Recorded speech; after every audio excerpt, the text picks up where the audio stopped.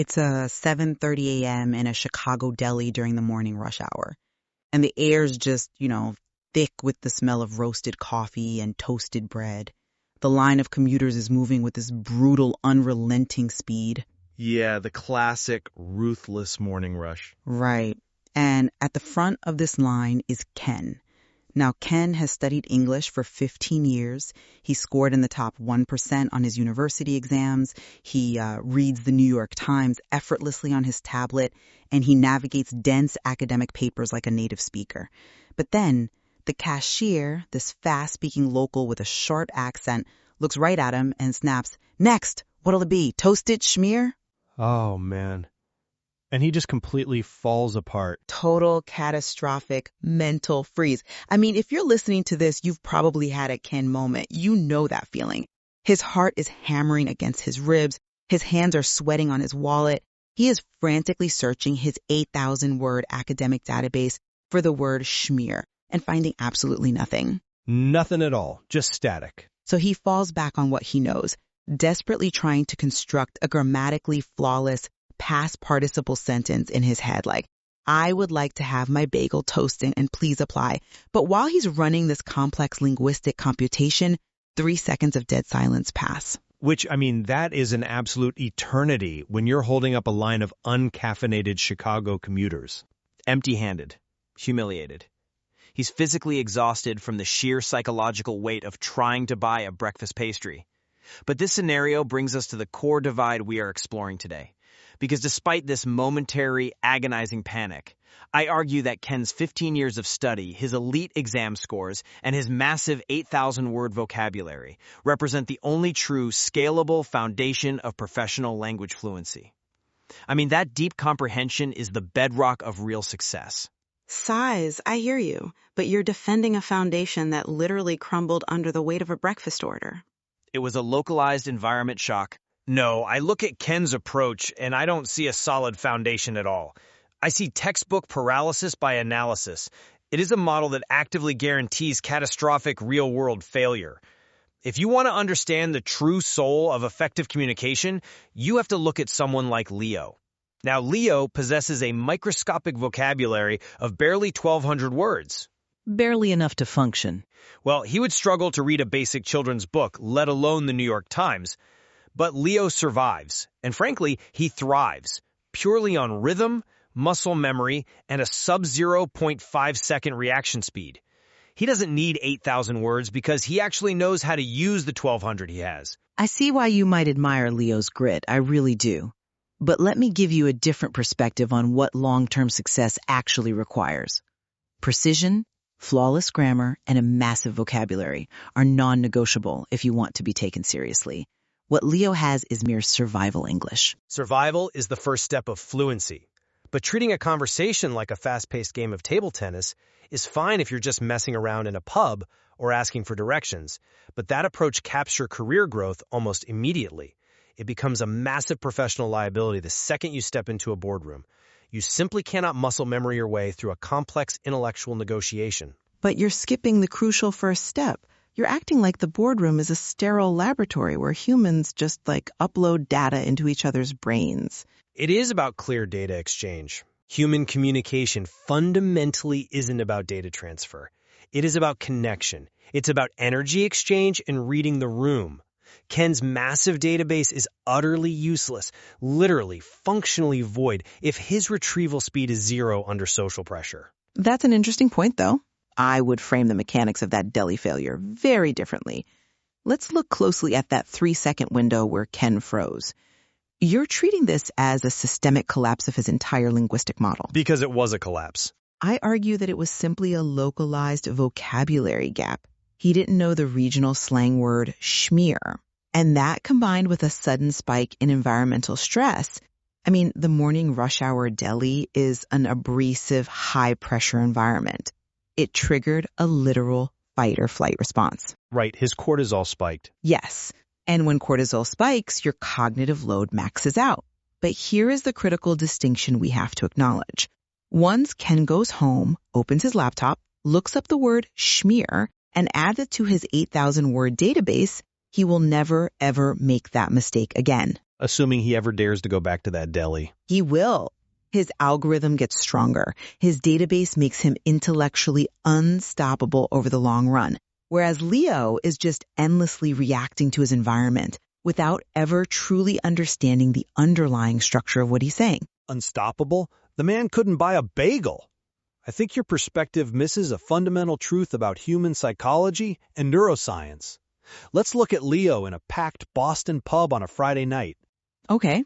The music is blaring, people are shouting, the conversational pace is just pure chaos. A group of locals is talking about a crazy weekend, and one of them turns to Leo, laughs, and says, "Man, you should have seen the rain. We got absolutely soaked." Now, Leo does not know the word soaked. It is not in his 1,200-word toolkit. So he has the exact same localized vocabulary gap that Ken had with schmear. Exactly. Meaning he is entirely lacking the semantic comprehension to participate in the conversation. But he doesn't freeze. That is the critical difference. He doesn't stop to translate the word soaked. He doesn't retreat into his prefrontal cortex to build a subject-verb-object sentence structure. In linguistics, there's a concept called the affective filter hypothesis. Right, Krashen's theory. Yes. When Ken gets stressed in the deli, his anxiety creates a mental block and affective filter that literally shuts down his access to his vocabulary. Because Leo's ego isn't tied to being a top 1% student, his affective filter is practically non-existent. So, what does he do instead of actually understanding the word? He relies on procedural memory. He immediately reacts to the speaker's wet, shivering gesture and upbeat energy. Within half a second, Leo laughs, mimics the shivering motion himself, and fires back a short, pre-learned conversational chunk. No way, seriously? A meaningless filler phrase. But it works. The speaker laughs louder, and Leo instantly hits the ball back with simple broken words, "Beer help, I buy. What you drink?" This proves that vocabulary size is entirely irrelevant if your brain's retrieval engine crashes under pressure. I wouldn't call that a retrieval engine. Leo kept the ball in the air using the basal ganglia. That's the part of the brain responsible for automatic habits and muscle memory. Ken tried to use his prefrontal cortex to solve a math equation, dropped the ball, and walked out in shame. Well, I'm not convinced by that line of reasoning because you're conflating social mimicry with actual language proficiency. Let's look analytically at Leo's actual spoken output. You just quoted him directly. Beer help, I buy. What you drink. And it worked perfectly. He got the beer, and he got the friends. He communicated. Yes, he communicated in a loud pub where the standard for intellectual exchange is literally rock bottom. I don't dispute that procedural memory and mimicking gestures can get you a beer. It gets you human connection. But let me ask you this directly. How does a man who has absolutely no concept of the past perfect continuous tense negotiate a complex legal contract? How does he lead a Q&A session with skeptical shareholders? He can't. You're completely missing the context. That broken, primitive grammar is an embarrassment in a professional setting. Beer help, I buy is endearing when you're a tourist. It is a career-ending liability when you are a senior project manager trying to explain a supply chain failure to a board of directors. I think you're still trapped in this exam room mentality. You are obsessed with the boardroom as if human beings operate like walking textbooks. They operate on precision in business. Let's trace the actual trajectory of these two individuals. Do you know what happens to Leo in that pub? Within 5 minutes, he is clinking glasses, completely relaxed, and fully integrated with the locals. He is networking. He is building rapport. In a pub. And let me pose a counter question to you. What good is Ken's ability to read dense scientific papers if he is too physically exhausted, too paralyzed by social anxiety, and too humiliated to even buy a morning bagel? Because the bagel is an anomaly. It's a fleeting moment of friction. The boardroom is the ultimate destination for professional success. The bagel is real life. The pub is real life. Networking, social integration, reading the room, building trust, these are the real prerequisites for getting into the boardroom in the first place. Ken completely lacks them. He has the knowledge, the skills. You think a board of directors only cares about whether you properly deploy the past perfect continuous? They care about trust. They care about whether they can connect with you on a human level. Leo builds trust in 5 minutes because he understands conversational flow. Ken guarantees his own permanent isolation because he treats every human interaction like a high-stakes written exam. That is a severe mischaracterization of Ken's potential, and frankly, it underestimates the long-term compounding interest of declarative knowledge. Let's pivot to the long-term trajectory here, because that is where the true definition of fluency lies. Okay, let's hear it. Think of language acquisition like building a vehicle. Ken is trying to build a custom sports car from scratch while simultaneously driving it on the highway. Which is a highly stressful way to travel. Incredibly stressful. Yes. He has to consciously assemble the engine, the transmission, the steering, all while navigating traffic. Yes, the cognitive load is immense. Yes, he occasionally stalls out at a deli counter because he's overwhelmed by the mechanics of the machine. Stalls out completely. But eventually the assembly becomes automatic, and he is driving a Ferrari. He can articulate the most nuanced, abstract thoughts in the human experience. He can debate philosophy, write policy, and command profound respect. And Leo in this scenario? Leo is riding a bicycle. A bicycle? Okay, let's unpack that. It is mechanically simple, it is quick to master, it gets him moving immediately, and he can ring his little bell and wave at the people in the pub as he rides by. But a bicycle is structurally capped. You cannot take a bicycle on the Autobahn.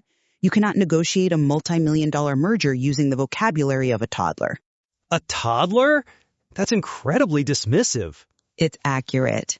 Leo's rusty toolkit, his reliance on gestures, his subpar 1,200 words, his broken syntax, they'll prevent him from ever being taken seriously by executives.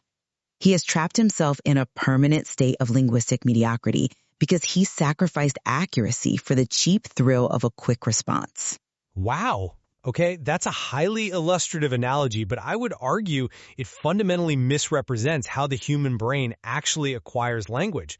I completely reject the idea that Leo's permanently stuck on a bicycle. How does he magically get a Ferrari without studying the blueprints?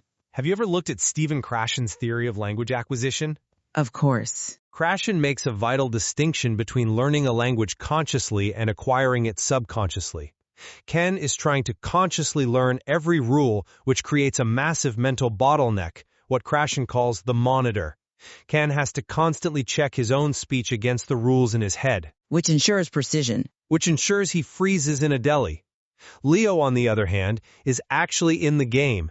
He is out in the environment, riding the physical rhythm of the language as it is actually spoken by human beings, not as it is printed in a grammar textbook. Because Leo is entrapped in the self-imposed prison of perfect grammar, he is out in the world, exposed to thousands of hours of real dialogue. But he isn't learning from it. He is just surviving. The phenomenon of fossilization in linguistics proves this. Adults who rely entirely on survival language often fossilize their errors. They practice saying, "beer help I buy," so many times that their brain hardwires the bad grammar and they never progress past it. I firmly disagree that he won't progress. He is constantly receiving what linguists call comprehensible input. By engaging in the real world without the burden of ego, he will naturally absorb higher-level English through sheer exposure and osmotic flow. His 1,200 words will become 2,000, then 4,000, driven by actual social utility, not flashcards. That's incredibly optimistic. It's neuroplasticity. His bicycle will organically upgrade into a motorcycle and eventually a car. Ken, on the other hand, is sitting on the side of the highway staring at the flawless blueprints of a Ferrari, too terrified to turn the key. He is guaranteeing a permanent barrier of social anxiety because the moment the chaotic real world deviates from his textbook, his entire system crashes. But Ken's system only needs optimization in retrieval speed, which naturally comes with time and exposure. He already possesses the raw materials, the 8,000 words. He just needs to move them from his declarative memory to his procedural memory. That's a massive just. Leo doesn't even have the raw materials to understand the complex environments you claim he'll eventually conquer. If someone in a professional setting uses an idiom, a subtle piece of sarcasm, or a highly technical term, Leo cannot rely on a shivering gesture and a warm smile to bluff his way through it. He won't bluff. That's the beauty of Leo's psychology. He'll confidently ask what the word means without feeling an ounce of humiliation, because his entire identity isn't tied to being perfect. You can't just ask for definitions in a boardroom. You absolutely can. Ken walks out of the deli in deep shame because his self-worth is tethered to his top 1% exam score. Admitting he doesn't know the word schmear shatters his identity. Leo has absolutely no such baggage. He embraces the messy, improvisational, deeply flawed reality of human speech. The reality is that the professional world judges you on your precision. It is an unforgiving arena. Your ability to articulate a complex thesis without reverting to disjointed, primitive grammar is precisely what separates the leaders from the subordinates. I disagree entirely. While Leo's approach might be charming socially, it lacks the rigor required for actual intellectual authority. I firmly maintain that a sophisticated database, unyielding grammatical precision, and deep structural comprehension are the only ways to achieve genuine fluency and command professional respect. Ken's approach, despite the pain of the deli, is the only one that truly honors the complexity of the English language. And I maintain my fierce opposition to that entirely sterile academic view of what language is actually for. Muscle memory, lightning-fast reaction speed, and conversational flow are what truly connect human beings in the real world. A language is a living, breathing, physiological exchange, not a dead artifact you analyze in a laboratory or memorize on a tablet. Leo's broken but highly effective flow wins the day, every day, because it prioritizes the human being on the other side of the counter. So we arrive at an absolute impasse. You will continue to champion a system that accepts beer help I buy as the ultimate soul of communication. And you will continue to champion an academic genius who starves in a deli because he can't find the perfectly conjugated verb. Next time you are standing in a high-pressure environment, desperate to articulate a nuanced thought while the world stares at you, you have to ask yourself what you really want to rely on. A flawless, expansive database that takes time to search but yields absolute precision, or a fast, rhythmic reaction that leaves you empty of real substance? Or perhaps you have to ask yourself if all that profound academic substance even matters at all when you're standing at the counter, 3 seconds of dead silence have passed and the cashier's already looking past you, yelling, "Next."